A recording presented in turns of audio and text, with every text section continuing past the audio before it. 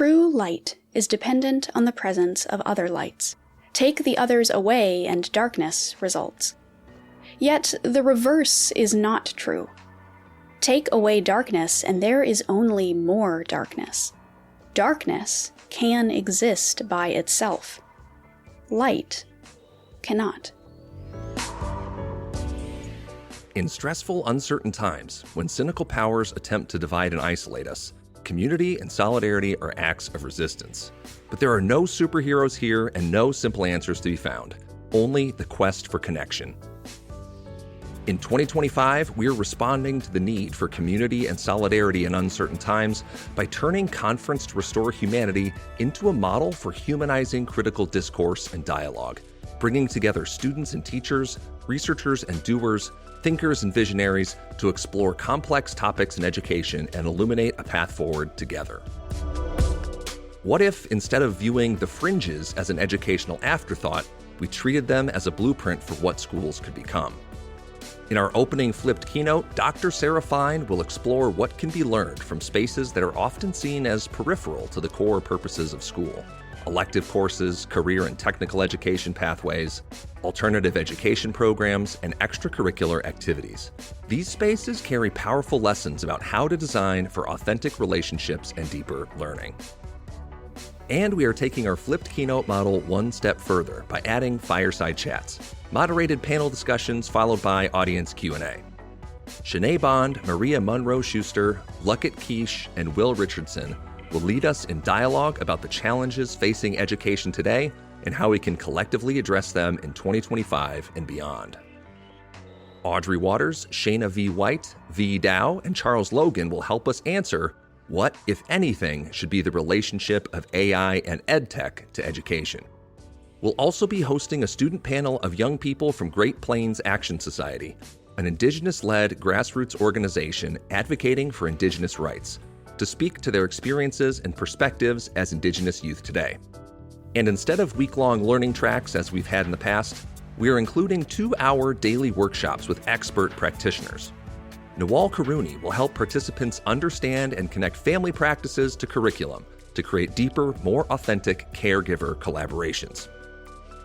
Dr. Emma McMain reimagines SEL as open dialogue, not a checklist, connecting social and emotional learning to culture and society.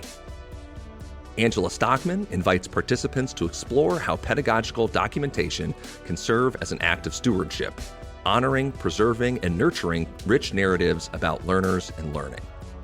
And we'll continue to use our Discord as a hub for camaraderie, community, and to keep the conversation going beyond the live events. Our virtual Conference to Restore Humanity 2025 runs July 21st through the 23rd. To make this year as accessible and sustainable as ever, we've cut the ticket price to just $50. You can learn more about Conference to Restore Humanity and register on our website at humanrestorationproject.org/conference. Thank you so much for joining us on our quest for connection as we continue the journey to restore humanity to education together.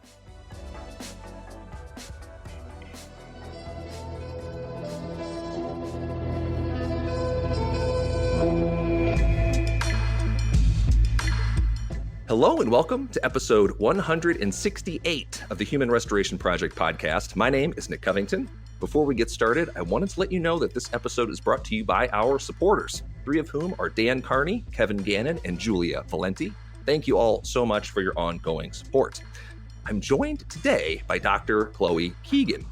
Chloë Keegan is a lecturer of early childhood education in the, I did not think to look up any of the pronunciation of these words, Froebel? Froebel. So close, right. So close. It's okay. That's going to be a barrier to my Irish visa, isn't it? It's not even Irish. It's some people say Froebel, so it's Froebel. German. Yeah, okay, yeah. I would have said so don't that. Worry. Okay. Yeah. Okay. Department of Primary and Early Education and I would have said Maynooth, but Maynooth, I'm guessing. Yeah. Oh, Maynooth. Okay, I got you. University in Ireland. This is why this gets re-recorded. I'm sweating. This is so embarrassing. Dr. Keegan is an early childhood expert with over a decade of experience as an educator, researcher, and policy advocate. Her work focuses on children's rights and power, play and participation, and influencing practice and policy in early education. She completed her doctoral thesis at Maynooth University, developing an innovative method using GoPro cameras that we'll talk about to involve children as co-researchers in studying power dynamics. Her research also explores the impact of play bans on children's well-being, moral development, the influence of stereotypical media on children's use of sex, gender, and race, and participatory art-based methods in children's research and video-based reflective practices. Whew! Thank you so much, Dr. Keegan, for joining me today. No problem. Very happy to be here. Great intro. You really dug deep. Oh, I was digging, all right. Yeah, let's dig. So, Yeah. I mean, first of all, just congrats on completing your thesis. Was that just in February that you got that all finished up? It was submitted in February. The Viva was in July. Graduation was last Wednesday. It's a very long, drawn-out process, but yeah, we got there. We got to wear the floppy hat. Oh, that's great. Well, congrats. And the thesis has a striking title. It's called It's Like a Baby Jail, The Impact of Regimented Daily Routines on Children's Participation in Early Childhood Education. And that was the motivation that brought us together for today's conversation. And this was obviously the culmination of years of experience and work that began for you when you were yourself an early childhood educator. Can you speak to your background and how that laid the foundation for the work that followed and led you to baby jail? Yeah, so I would have started back in 2014. So we're talking over 10 years now. I'm aging as I go. But what initially started, which I didn't realize at the time, was when I was working in practice, there was some practices that I was complying to and I was doing it automatically and I wasn't questioning it because that's what you do when you're starting off in education. But one scenario was my manager was asking me to get rid of all the superhero play figures and take them out of the classroom because the children were fighting or children were arguing and she was stressed by it. The children weren't stressed, the children were loving it. So I complied, and now I definitely wouldn't have, but in retrospect, I did. But what struck me was the next day. So I went in knowing that all these superhero figurines had been taken or put away and hidden from the children. The adults knew where they were, but the children didn't. And the children spent, I'm going to say, the next 2 to 3 days just in question, like hunting. Like some children couldn't focus on some activities because they were like, but I left him right here, where could he have gone? And it's very heartbreaking to watch that, like, again in hindsight, because I was part of that problem. I was part of that adult decision to go, we're going to do this to make the adult world easier or the adult world more comfortable, to the detriment of the children who were just playing. So the superhero theme fell in then into my degree and my master's, where I was looking at, okay, there's play bans on superheroes. I know there's a lot of research I referred to that happened in the US, and there was a lot of play bans going on just internationally, including Ireland. And I was just so interested in going, why is it we're uncomfortable with like gunplay, fighting, all this kind of stuff? And that laid the foundation into my PhD. But overall, like the common theme is always what I've been working towards is just recognizing, well, what are children actually saying? What do they want to do? And finding out that adults are really just over inserting themselves unnecessarily in play. So, with power and things, that was the biggest thing that came out of the PhD, was recognizing and putting a space for seeing, look, guys, we as adults, we don't want to be doing this. We don't want to be hindering children. We don't want to be silencing them. But we're doing it every day and we're doing it really subtly and it's really bad. Yeah, and I think it's just such an area that we just take for granted, right? Like maybe preschool is preschool, early years are early years, and it's just not even given a second thought as to those structures and routines and the habits and attitudes and the actions of adults in those contexts. I have to know because it's the title of your thesis, and I think listeners want to know too where that wonderful phrase, it's almost humorous if it weren't so depressing too, it's like a baby jail, because it doesn't show up until way late in the thesis, which I thought was really interesting too, the context. Where does that come from? And of course, I have to know then, when you heard it, did you go, aha, this is the one, right? This helps frame the whole thing, or did that moment not come until later? Yeah, so it comes later on in the thesis and in the work because that's how it happened in the process. So this happened very late in the fieldwork aspect, but it came from 3-year-old Byron. And 3-year-old Byron was talking about his experience in a focus group. And this was part of the design, which was really helpful, was there was not only opportunity for children to record their daily experience using GoPros, but they also reviewed some video clips and then gave extra context to their view on it, having looked at it again, because you're not going to remember your whole day and all the detail. So Byron said to me in the focus group, I had asked the question, so what do you think about preschool? Very open ended, just general. Some children were talking about art, some children were talking about their friends. Byron was the type, and it's Ben, I suppose, we'll talk about in the thesis because we want to just rejig our names and stuff. But Ben in the thesis was talking about how he felt like he was in a baby jail because his persona and his behavior in the preschool was very much based around he wants to go outside. He wants to go outside gates. He wants to be in the hallway. He doesn't want to put on a coat. But, nothing too, radical in his requests. But because it was constantly being told no when he needed or wanted to do things, that was his impression of, look, I feel like I'm in a baby jail. Now, of course, hearing a 3-year-old say baby jail, like that is a term I wouldn't have thought of. I haven't read it in all the reading of 10 years. So the fact that I was facilitating that focus group and their educators were in the focus group too, the educators scoffed and laughed and said, Ben, what do you mean it's a baby jail? Of course. The manager slash owner was mortified because she was thinking, well, what does this mean for the research? What does this mean about children's experiences? And I said, look, we go with it because there was no incentive to kind of go, okay, children think they're prisoners. That was never a lens. It was essentially looking at, well, what are children's experience of power?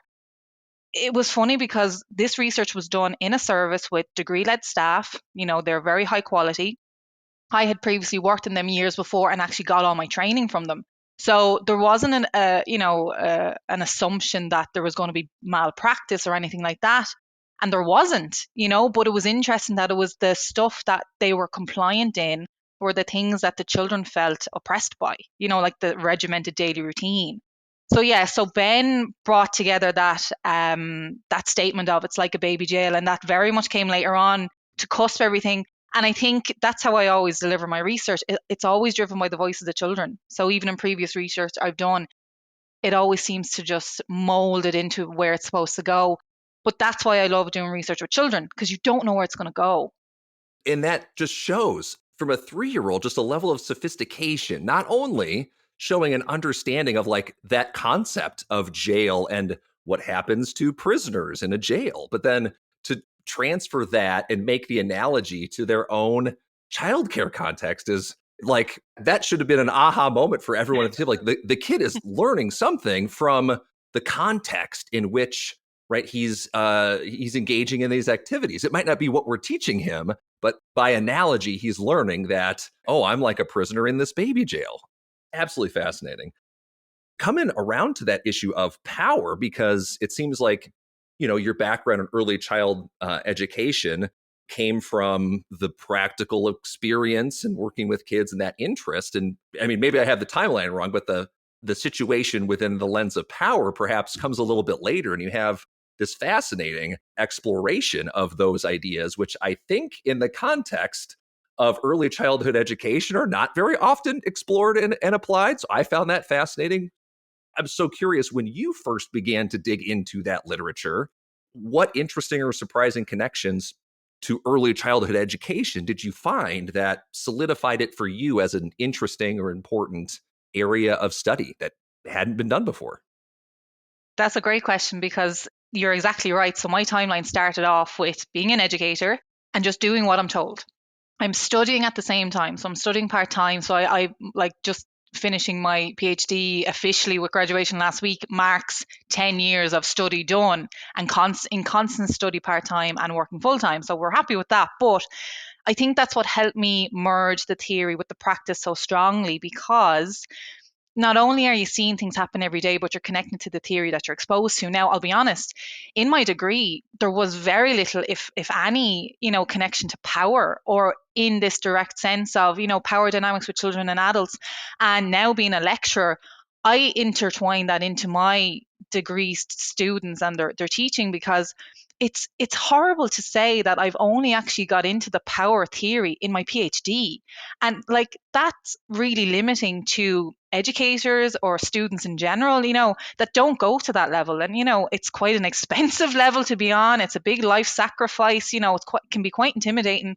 And I just feel like this knowledge needs to be more widely known. Like it shouldn't take you, even aside of that, it shouldn't take you doing a degree to know this knowledge, to understand, well, how my interactions are potentially silencing another person or another being. So it was very much a progress from my PhD, and it was doing deliberate modules on power and participation that opened it up. And literature wise, now Foucault was a prominent figure. Never heard of Foucault. I mean, Foucault was not in my life 5 years ago. Who was Foucault? What does he talk about? But Foucault was introduced to me in a structured module, and then through my supervisor, who was very passionate about power and very knowledgeable, Carl Anders. I'll give him a shout out. He's a wonderful supervisor. He would have been very knowledgeable about Foucault, but not necessarily about early childhood. So together we blended that very nicely, which was great. But it's always something that I sit back on. I'm like, I wish I knew this 10 years ago, because that could have changed my practice completely. Or the other side of it is, to be honest, Nick, I also wonder, would ignorance be bliss? As in, if I did know about this, would I be more frustrated with the sector early on? So it's kind of a career pushing question. It's hard to know. You've just expressed what so many educators, the process that so many educators go through, right? Initial experiences, just kind of understanding how you fit into educational contexts. And you could go, the whole length of your career without ever examining power as like a salient force that's operating in any of these kinds of spaces. To exactly your point, I think I had a very similar journey, right? And saying, oh, this helps explain and describe and helps me be responsive to additional needs and responsive to the flow of power in the room and perhaps shape it differently. While at the same time, there are other groups of educators who don't ever put that lens on and instead, I think, get frustrated or burned out or spend their careers trying to fix kids in a system that, is meant to engender resistance and hostility and things between figures of authority and actual literal children in these power struggles, right? It's in that name. Was there something, again, like if Foucault is a revelation, and I didn't encounter his work in college either, what was there like an idea that was like an epiphany for you that says, oh, this has so much explanatory power? It doesn't have to come from Foucault, but anywhere in that power literature. Yeah, so I always choose to read the original text, because like reading through another lens, I would find, well, they're going to put in their own bias or their own opinion. So I wanted to make sure, okay, if I'm going to be informed and I want to make an informed opinion, I need to go and buy Discipline and Punishment, which is the name of Foucault's work that I followed. But there was one topic that was just so mind blowing to me that I was like, this is what I see, this is what I'm looking at. So it was about how Foucault talks about it's the idea of the soul. So initially, he explains that power first was corporal punishment. So punishment was always about punishing the physical body. And then think of it in terms of children. You're talking about children being, physically punished for, not getting the right answer, or just in general, especially in a historical lens, and how that shift in childhood changed to now, as he talks about, it's soul punishment. So it's the idea that you're not actually punishing the physical body anymore, which we don't. Corporal punishment, any form of physical abuse of any child, is now regulated, thankfully. But what he is saying is all these structures and all these frameworks, if you look at them more objectively, you look at how, well, what are they actually enforcing? And they're enforcing compliance, which essentially is targeting the soul, targeting that inner world of children that you don't see. So if you're looking in a classroom and they're all sitting down, doing their work, and they're all being quiet and there's no noise, but you're like, these are all 2-year olds. Why is there no noise? That's essentially what Foucault would have talked about in terms of like that restriction of the soul, and the idea that we have moved away from corporal physical punishment, but now we've turned it in a way that we're now punishing the soul and punishing the inner world of these beings. So that was a moment where I went, that's what I'm seeing, and this was before field work. So I had this knowledge in my own practice, recognizing that you're doing things like documenting children, making them make art when they don't want to, forcing them inside or outside, forcing them what to wear, forcing them when they can eat, when they can't eat, all these basic things that I was like, if I was experiencing this as an employee, as an adult, there would be massive repercussions. So why are we normalizing it for our youngest? That's what was alarming to me. So Foucault really opened that world to be able to give me the language and to be able to highlight that breakdown of, well, how do you go from punishing the physical body to then punishing and making mass groups and mass crowds compliant? And it's through that conditioning of the soul. So that they will eventually not need to be policed in a sense, but that they will just police themselves, basically, and act in ways that the authorities in the room or in the state or wherever the target context is won't need to intervene because you've intervened in yourself, right? And maybe you've even, I'm getting a little bit ahead of things, but you described too how some students will even intervene on behalf of the authorities to help them out too. But that's so fascinating. I will probably cut this next question only because I just had it as you were talking about professors, and I recalled sharing this with the other HRP folks. But the reason that I knew that this was going to click you and I on this issue is in your acknowledgments, you thank Professor Hurt Bista, who I adore. His work is so influential on me. And I just have to know, again, while I have you on here, like, what was it about his work that really resonated or connected with you, Chloë? Even with his work, it was just having him. He was a lecturer on my PhD. So That's so crazy. Is he yeah, at your and university? yeah, Oh, so that's he right. would He is. he is, and he Okay. would have great networks with my supervisor, Carl Anders. So it's kind of like him, his wife Sharon Todd, and then Gert Bista would be like this little three-way in Maynooth University, and they were just a force to be reckoned with the amount of knowledge they give. So Gert Bista was a lecturer on my first year of modules, and I thanked him because like him, Carl Anders, and Sharon Todd were the people that really formed my thinking before I even knew what this was. I mean, my thesis started off about superhero play. I thought it was just going to be an extension of my master's or my degree.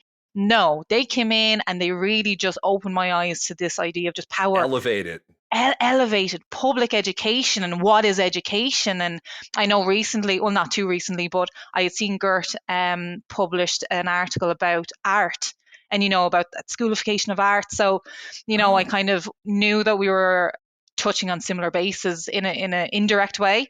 But I mean, the underlying passion and value is always about that, well, public education and what's it for? Why are we doing it? And then I apply it to early childhood. So that's where we get to here.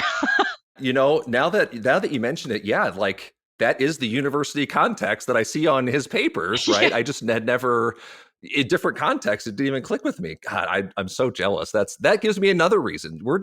This podcast is just reasons Nick needs to move to Ireland to pursue education. But that's so amazing. In the context of Ireland too, and I promise we'll get to the study in more depth here. It's kind of remarkable how in the beginning, after situating things in power, you really go to great lengths to describe how those values are also embedded into these policy documents that were fascinating as someone who doesn't live in Ireland or understand the context, but sees the impact of the language of markets and, perhaps what some people call neoliberalism written into documents not related to college and career readiness for high schoolers or vocational ed or STEM or anything else, as would be my experience as like an upper grades teacher, but actually targeted towards early childhood education, the language of investment and returns on yields and all these other things. Just for listeners, could you just explain that context and how you connected that to the expressions and the experience that kids have and that you were seeing in schools? Yeah, so it actually started with, I felt it was really important to analyse our national early childhood framework, ASHTR, because that underpins play, it underpins interactions. It's a big influence on how people interact and how children, in terms of activities that they do on their daily basis.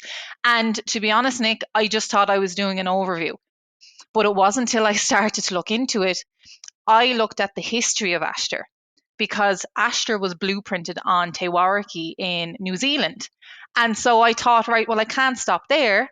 I have to figure out, well, where did the New Zealand Te Wariki come from? And I was so like dumbfounded to know the discussions that were had around doing the first ever early childhood curriculum framework. It was for marketization. It was to spotlight New Zealand as the front runner. It was for competitiveness. It wasn't for children's rights. It wasn't for, early childhood. The purpose was around money.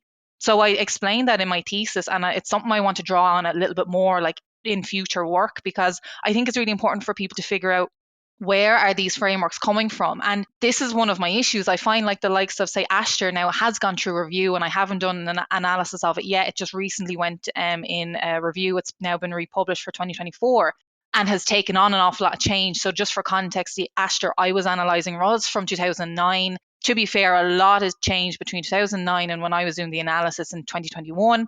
But even still, to look at that history and kind of connect that blueprint was based on a marketization, capitalizing on childhood, not for a child's rights, and not based on play, and not based on the meaning of early childhood.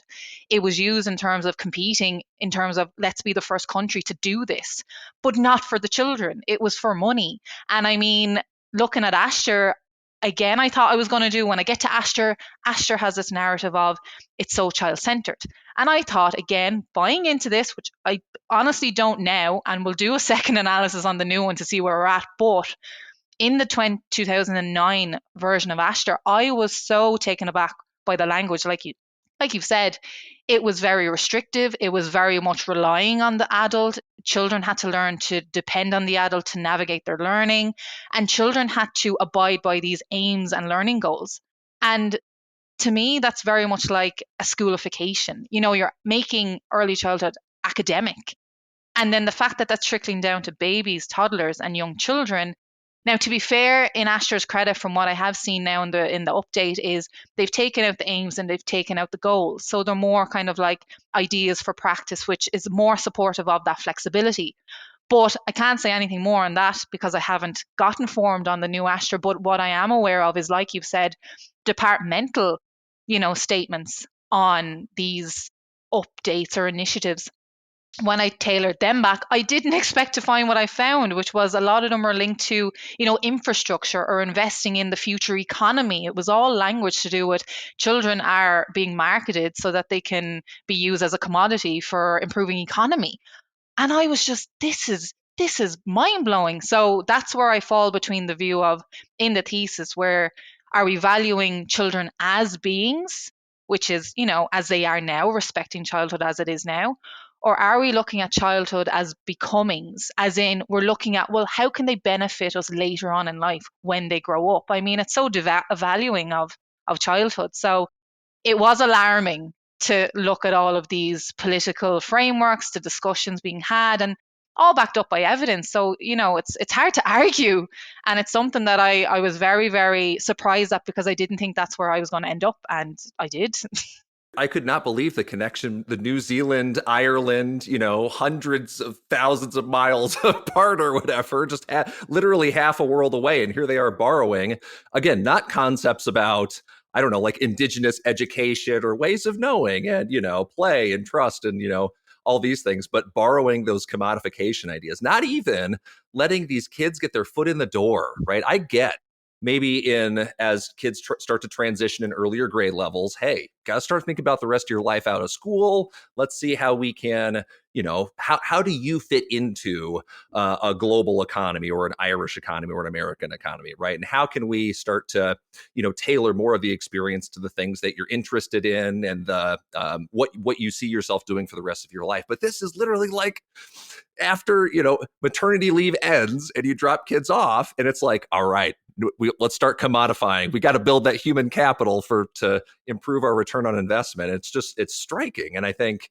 even with those changes, you think about the generations of kids who grew up under one context, who maybe now are teachers, right? And one thing we know about teachers is they teach in ways that align with their experience as students. And so it almost is insidious in the sense that, raising a generation of learners also kind of unintentionally or intentionally, I don't know, means you're training up another generation of teachers to teach in a similar way to uphold that same set of values, even if the values change later on.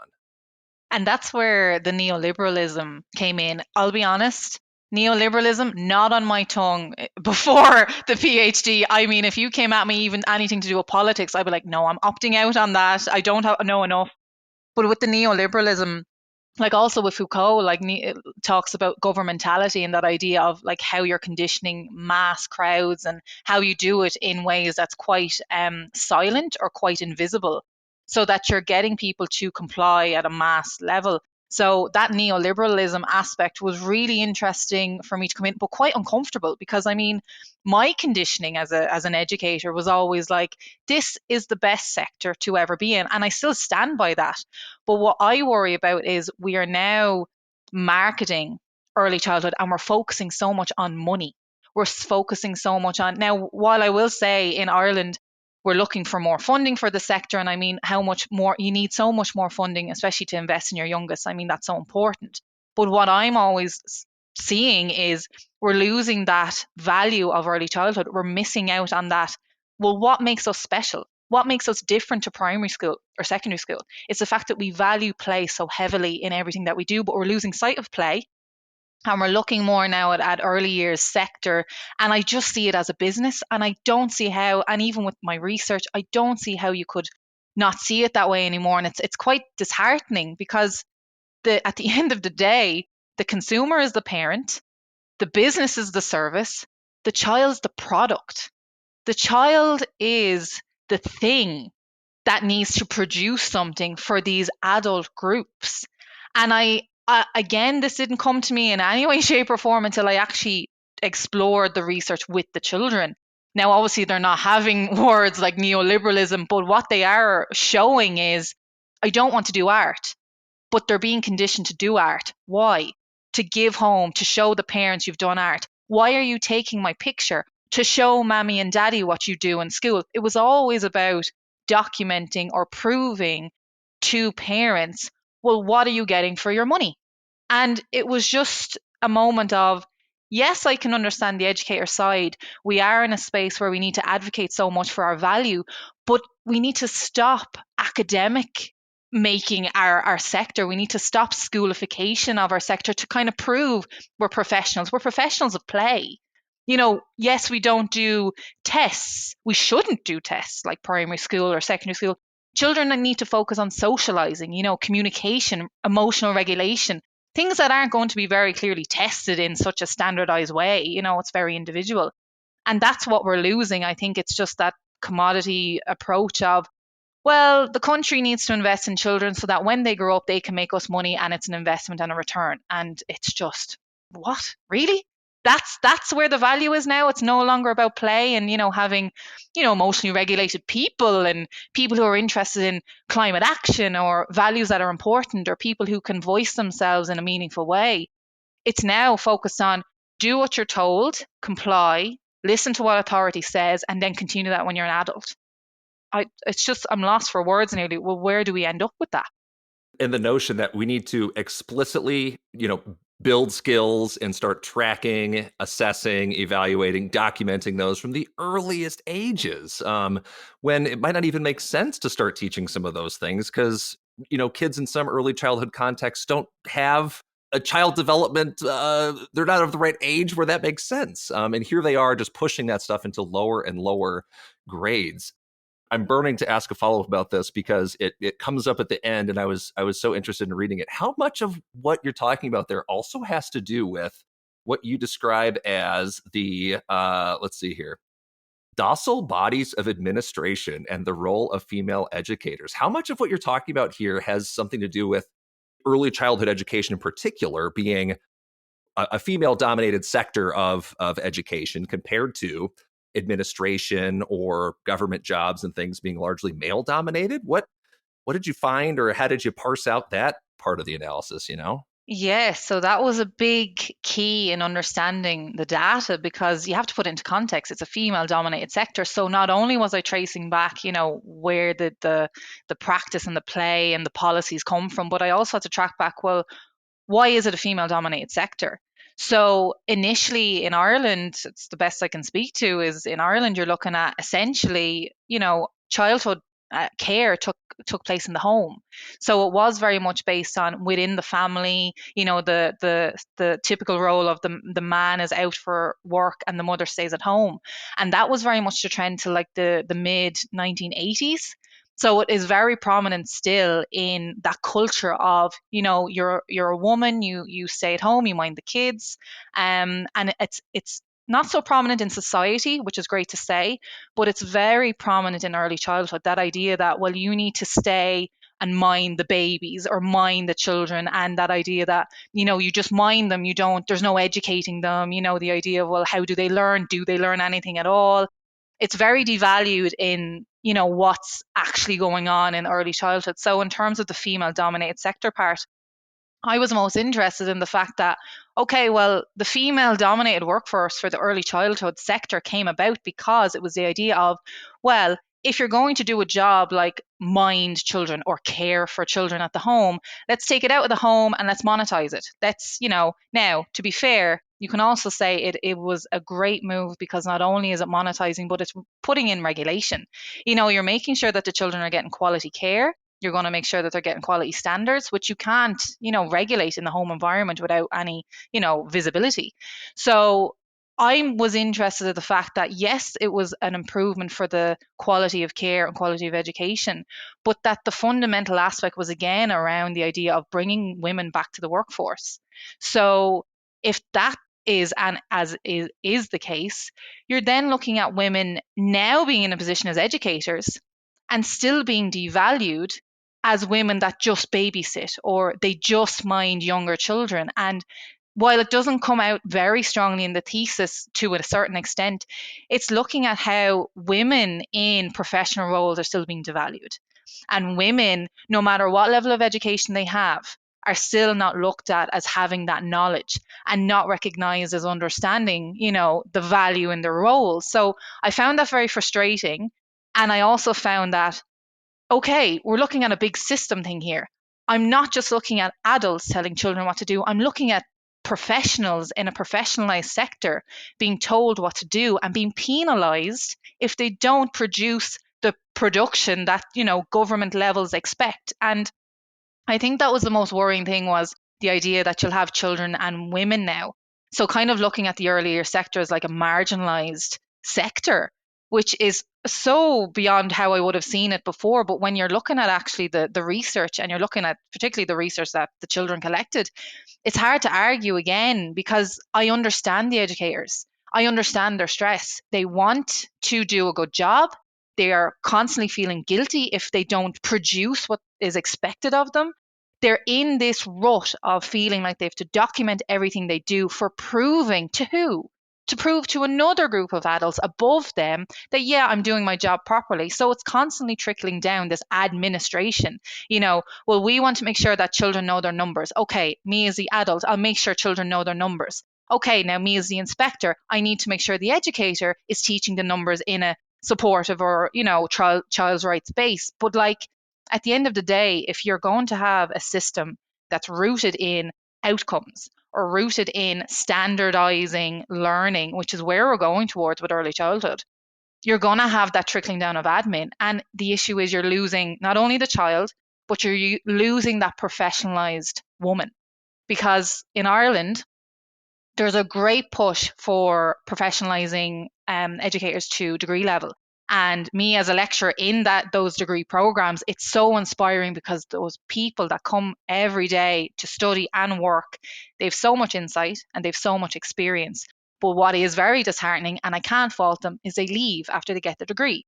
Because, like I said to you earlier, Nick, is getting more knowledge on this actually a hindrance? Because then you realize what you're in, and then you're thinking, why am I putting up with this stuff? I need to leave and I need to do something else. So there's a massive high staff turnover.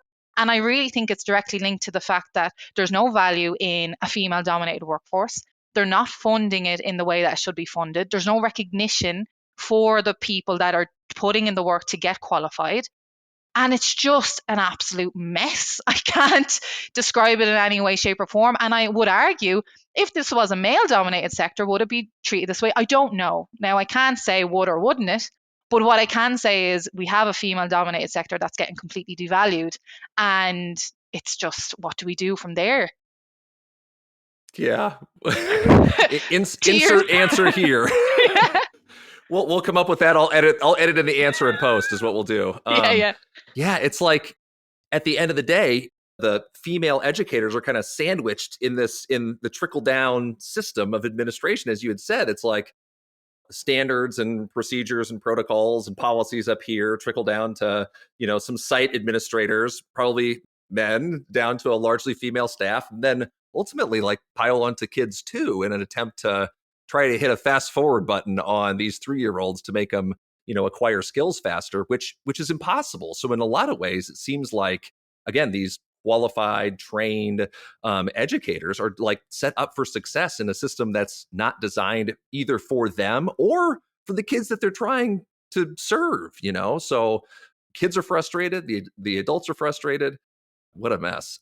It's important that you've highlighted on gender as well, that I did highlight the gender divide even with the children. So being in a female dominated sector, there was such a difference in how the male children versus the female children were treated. So for example, children that were female, if they ran around the classroom, they were told more gently, no, we don't run. The expectation was, well, you understand, you know what we do. Whereas when the boys ran, it escalated quite quickly from shouting to stopping them physically, maybe grabbing an arm or getting in front of them and stopping them. Or what I found as well was the punishment for running around was always to do with the boys, which was to make them sit at a table and do a jigsaw or do pegs or do something that was very much a controlled activity, and then made sit do that until they were told by the adult, okay, you can go now. So I didn't see in any of my research, now to be fair, it's been done over a course of 4 weeks, so not a lot, but a lot of the routine is, it's repetitious. So what you're seeing at the start, you very much still see at the very end. And at no point in my field work did I see a girl, a female child, be forced to sit in a sedentary position to do an activity told by the adult. It was always boys. So I think more research and more looking into that. I mean, I think it's a detrimental space to be in as a little boy in a female dominated sector, being told what to do by an adult woman in school, potentially going home being told by an adult woman at the home what to do. And I'm very interested in male rights and also the view of, well, how can you be a man in this society if you're being treated very early on to almost be sedentary, and to not work with your feeling of, I need more physical exercise, or I need more physical outlet, to compared to maybe female girls who maybe get more of a satisfaction through art or satisfaction through being in the kitchen or baking or whatever it is. Now, it's not to say that male or female children can't swap, and they've different needs and different interests, but in my study it was very clearly evident. It was very clearly evident that the female children were more coaxed into the stereotypical female roles of sit, play, draw, be in the kitchen, and they were more like, you're a good girl, being praised for being quite compliant, quiet. But the boys were more likely to be shouted at or penalized, punished for, as I would have seen, just needing that more physical release to run or to be more active in their physical body.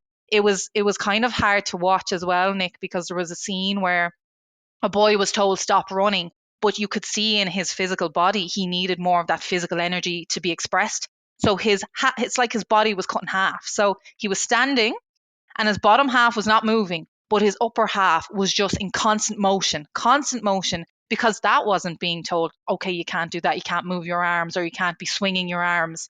So it was almost like those little boys were being divided physically. Okay, to follow the rule of no running, you're doing that, you're complying, but to the detriment of themselves, that they were like, I need to run, I need more physical activity, and I'm very much confined in this indoor environment that's not meeting my needs. So essentially, I found even through that, in the female dominated sector, the male children were more penalized than the females.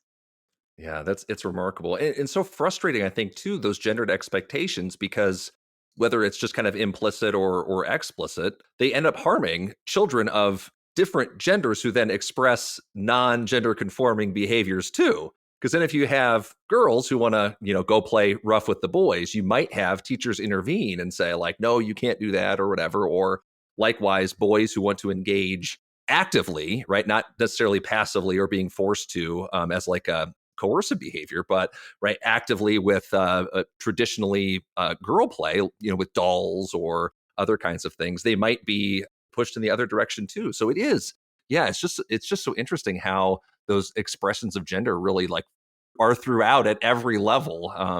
Let's talk, because I teased it at the top in the introduction, about the methods that you use to investigate these children, which I thought were really interesting and maybe even pioneering, in the sense that you have this huge section about your pilot and the trials and tribulations of trying to get these kids to wear GoPros to document their day. Did you have any basis to go off for this, or were you just flying, by the seat of your pants, like, hey, I want to engage in this methodology, but there's nothing really to pull from. Let's try and make this work? It took a whole notebook, Nick, to get to the GoPro idea, because I knew what I was looking to research. I knew I wanted to understand what are the daily power interactions between adults and children. I looked at, drawing, interviews, focus groups, all these different types of methodologies that I had experience in, but I was like, I don't think this is going to capture the children's voice, because what I was worried was if children did a drawing of, okay, I feel like I'm in a baby jail, say, for example, you could have an educator easily come over and reinterpret it differently.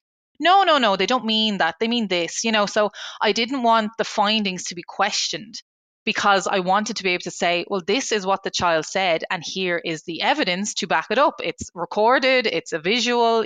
So, but this was also really important because I knew that it was going to be a kind of research where there was potential, even though I didn't expect to, but where there was potential where children would argue or question the authority of educators. So in those situations where I would be platforming it as children are not having their needs or wants met here, I was then also, through the field work, being able to sit down with educators and say, look, this clip has come up and I just want to show it to you. There was one scenario where there was an educator who kept, to be honest, berating a child to say sorry, and he just didn't want to say sorry. The context was he took a ball and he wanted to use the ball. Very straightforward situation in a preschool. But this one educator very much pestered him and kept following him and was very in his face. And you could see on the video, it was very intimidating, to the point that the child just said it just to be done with it and then walked away. And it was hard to watch. But this was, again, a clip that I could show the educator and the manager owner in during the fieldwork, just to be aware of, look, this is what's being captured. Now, the great thing about them as being such a high quality service, well, they were able to recognize the reflective aspect of it and go, okay, we need to remind staff, especially staff that may be at a lower education level, that, you don't need to force children to say sorry. They need to understand their actions and they need to understand empathy, not making them say a word just to prove a point. So that's the angle that I was going with. I was aware that there may be practices that might be in conflict with either the educator's view of themselves, what the children were saying, and I didn't want it to dismantle, the high quality that this service was promoting. I was very much looking to go, I know this is a systematic issue and I need to be able to look at the system overall. How am I going to do that? So I looked at is there a way of having like CCTV? And straight away that was a no. Like a CCTV, Interesting. because now there's no CCTV in the service, but I was trying to think of, well, what different ways can I record or capture the day-to-day field without Right. being in it? Because if I Right. go in it, I'm going to be influencing those power dynamics. I needed to be out of it, but I Yep. needed to see it, and I can't very much stand outside the window peering through. So, and that's why the likes of like thinking of CCTV or maybe a camera on a tripod, but then how is that going to work if they go inside to outside? So all of these conversations being had, All the transitions. everything, all the transitions, and the fact that I wanted it to come from the children. I also had Foucault in my ear going, surveillance. He talks an awful lot about, well, if you're surveilling behavior, you're going to make it change the way you want it to change. So I was very much thinking, how am I going to do research that involves a surveillance method that actually refutes surveillance? Exactly. It was just me just thinking of different ways in terms of video, because I knew video was going to help me and help the children validate their voices without it Ah, being questioned. And if it was, I could go back and say, look, this is actually what did happen. I came across then GoPros just through researching and Googling, and I thought, why not? The great thing was, though, then I was able to go down a rabbit hole of research, and there is a few select studies that have done GoPro cameras in terms of capturing, daily experiences, not in the way that I've done it, which is, great to be able to say, but I was able to utilize that research and apply it to childhood and say, look, yes, the benefits of GoPro is it's more mobile. If you get an extra fitting, you can have very enhanced microphone sound. It's very versatile in rain, which is also what I was conscious of. What happens if it gets wet? Things that you'll have to think of. It's not just going to be indoors. You also have to think of, well, children are going to be running and they run fast. I mean, I don't know, working in preschools, they have speed on those runners. they're gone. So you'll get knocked out through that. So the GoPro camera came through all of those considerations. A lot of consideration went into it. So it wasn't my first point of protocol. And to be honest, I had no experience. I had no experience in video methods. So I had to make sure that when I was, testing it out, that I was designing a pilot to kind of go, right, me and the children are just going to figure this out. That's what I just found it so interesting, because not only there's like this conversation about power and early childhood education, all of this, and it's like, oh, by the way, there's a whole discourse here about video methodologies and how I did it, and how it worked in early childhood education. That is like a contribution in its own right to the to the field of qualitative research. So you were hitting a lot of points in there too. I love that. Gosh, I feel like I could talk with you for the next 3 hours. So if the 3-year-old in the study described it as baby jail, I wonder, what did you find, or what do you think? What aspects of the daily routine do you believe contribute the most significantly to that perception? And what radical rethinking of those routines do you think might be necessary to create better environments to honor agency and well-being for kids? So I've talked about this before, and I think it's really important, whether you're an educator or a parent or just an adult in general with children in your lives, is you're always going to have to balance what's excessive and what's necessary. So in terms of a daily routine, it's really important in early childhood to know your regulations, to know your guidance, to know your best practice, and what does it say. Now in Ireland, there's no specific, outline or way to do a routine, but it is the idea that there's activities that children can engage in. So some preschools may not have a structured, at 9 we do circle time, at 9:30 we go outside. Other people might take a bit more of a free flow approach. So it's very flexible.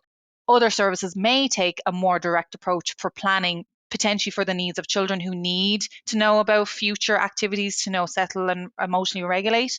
But what I find is, regardless of your purpose of setting up a daily routine, say in a more structured manner, say from 9 to 10, maybe you have to do with like sharing spaces with other classrooms, whatever your reason, I always say you need to look at what is excessive. And what I found in my research, what was excessive was those daily interactions of, if you're forcing children to put on a coat, is that battle necessary? I would say no.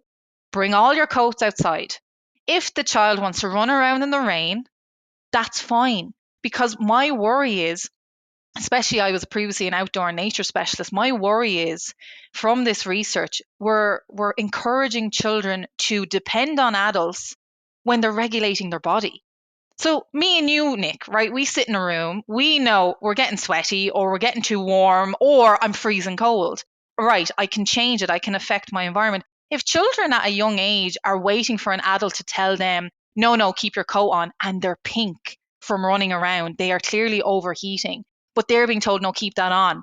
Well, physically, they're completely disconnecting from their body, their internal processes, and they're not going to be in tune with their body as a being. So it's to look at those very small battles and recognize they have massive implications for children' ability to actually regulate and make sense of their day. So stop telling children to wear a coat. But the other part of the routine that was really, really spotlighted an awful lot was art. So this idea that early childhood is based on, as it should, using a lot of art, and children use art to express themselves and engage and make sense of their world. But if you have a daily routine where art is done at 10 o'clock and we do the family tree and that's it, as I show here, there's children that don't want to do it at 10. They don't want to do a family tree. And from an objective lens, I'm sure a lot of people would agree, well, that's fine. But the issue is, it's not just that small interaction. I know the fear of the educator is, oh, but then that child looks like they haven't done anything, or I've nothing to give the parents, and how does that look? And, I have this checklist that I have to complete. So I would just say, stop.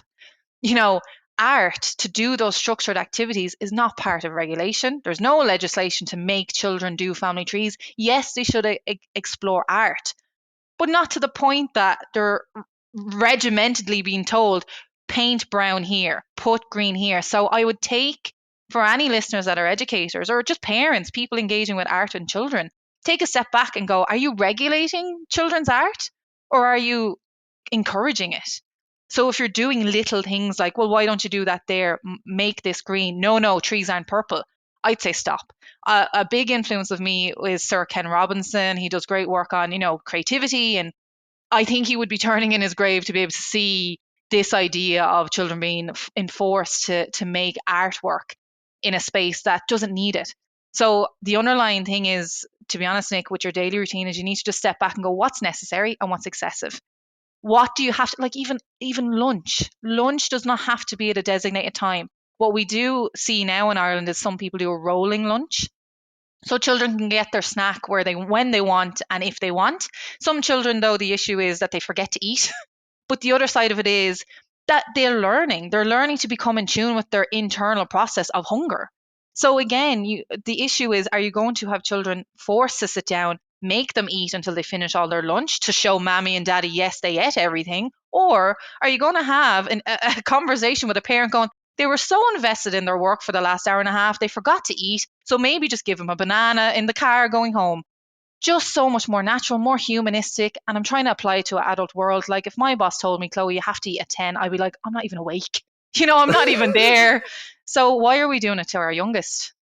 Yeah, it all to fit that production metaphor, right? Which is what it sounds like. You have to produce art in a particular way. You have to eat at a certain time, not because the activity itself is valuable or you need to, but because that's what the clock says you have to do at this certain time, and that's what we're going to do it. I wonder then, thinking of, like, those would be sort of site-based interventions, something that staff could talk about or sites could talk about. Hey, how can we structure things in a more humanistic way? Is there, in imagining how some of those changes could potentially put them at odds or in tension with bigger state policies, is there any remedy then at the policy level that you'd like to see, since you've analyzed it at both of those in both contexts? How do we match the site-based humanistic changes with the policy? Or is a chicken egg problem, I guess? I don't know where to start with it. Well, see, the great thing is, and I'll have to advocate for our sector, is when I've looked at, say, regulation or inspection criteria, it's so fair, it's so flexible, it's so open, it's not restrictive. Kudos. What I'm finding is it's the educators that are putting extra admin and work on themselves, or potentially their manager or owner, who are trying to say this needs to be proven. So, like, in terms of inspection criteria, there's nothing to say that you have to do monthly observations. They say you document children's learning just to show that you're interested, seeing where they're going, maybe that you need to plan for more resources to show and enhance that interest. But it's not in a restrictive way of you have to do a monthly observation every month. And this is what I'm finding really difficult, is there's actually a disconnect on the ground. So the regulation is quite open and it's very fair. In terms of Astor, of course, that was very regimented and very strict. But again, that was from 2009. So you would expect it was a very different context. And I'm quite confident, to be honest, in the new Astor review, but I'm quite hesitant because I'm not informed on it at all. So I won't have an opinion on it until I do analyze it more deeply. But from what I've seen in terms of other policy or anything else more recently, because also to be aware, Nick, in the last 5 years, let alone the last 10 years, the policy in Early Childhood Ireland has absolutely boomed. There's lots of discussion about children's rights. There's lots of push for children's participation. And I can't fault all those movements objectively. It's the conversations I'm having on the ground where educators are feeling like, oh, well, I have to do these documents, or I have to do art every day, or I have to follow the seasons, it's settling in, and I have to do the family tree, and at the end we have to do graduation. I don't know where that's coming from, because I know it's not coming from quality practice and it's not coming from regulation. Okay. So what I'm trying to find is... That was going to be my follow-up. Yeah. Where does that come from? Where does it come from? And to be honest, I think a lot of it is fear. Fear on the educator, fear on the sector to prove that they're professional enough to be valued. I think there's a lot of that stigma around you're still babysitters. Well, why aren't you in primary school? You're not good enough to be in primary school. There's always this kind of competing, narrative that's, primary schools, primary teachers and people working in primary in Ireland get lots of great pay scales, benefits, annual leave, whereas that's not translated in the earlier sector. So there's not a lot of investment in terms of like the quality of employment, which is also affecting the high staff turnover. And I think a lot of the documentation is kind of coming from our own initial conditioning, having gone through primary and secondary. Yes, I can do planning. Yes, I can do documents. I can do checklists. I can prove that these children are going to do everything here in the next 9 months. And I, again, will say, it doesn't need to be done. We need to come back to remembering what's great about our sector, and it's play, it's socializing, it's interactions, it's being a child in childhood that isn't being schoolified to be this marketed product. We need to come back to, well, what does early childhood mean? And I think we're losing that a little bit. And I'll just hit stop on the recording right there, because that last blurb is so perfect. If only there were an old French guy who could give us a lens to understand how we police ourselves, even though there's not pressure coming from somewhere else. Somebody should get on that. But oh my goodness. This has been such a joy, such a pleasure, such a privilege to talk with you. Dr. Chloë Keegan, congrats again. Thank you. Thank you again for listening to our podcast at Human Restoration Project. I hope this conversation leaves you inspired and ready to start making change. If you enjoyed listening, please consider leaving us a review on your favorite podcast player. Plus, find a whole host of free resources, writings, and other podcasts all for free on our website, humanrestorationproject.org. Thank you.